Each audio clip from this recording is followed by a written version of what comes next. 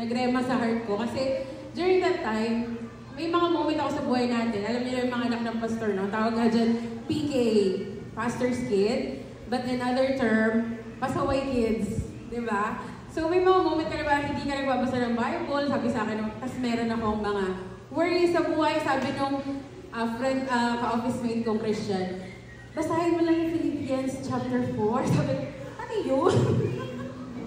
Nakakaya, diba? Anong time na yun? Sabi ko, ano ba yun? I forgot. Sabi niya, nirecite niya sa akin. And then, it parang nagrema siya sa puso ko na, ay, oo nga, no? May sinasabi pala ang Lord tungkol doon. So, it's a powerful reminder na, sabi dito, rejoice in the Lord always. Na even in life's pressure, na we are called to respond rejoicing with prayer and trust. So, isa-isayin natin, no? Sabi dito, God command us not to worry. So, ang sabi, rejoice in the Lord always. May exclamation point talaga tong verse na to. Talagang, again, I will say rejoice. Let your gentle spirit be known to all men.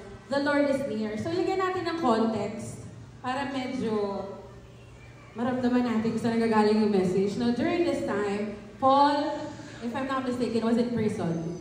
Nung ginagawa niya yung message na to, or yung sinulat niya yung message na to sa mga Philippians, nasa prison siya.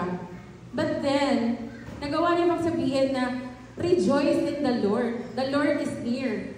Kumbaga, ikaw, imagine mo, no? Imagine mo na bigla ka sumakses. Hindi, I mean, na step by the step.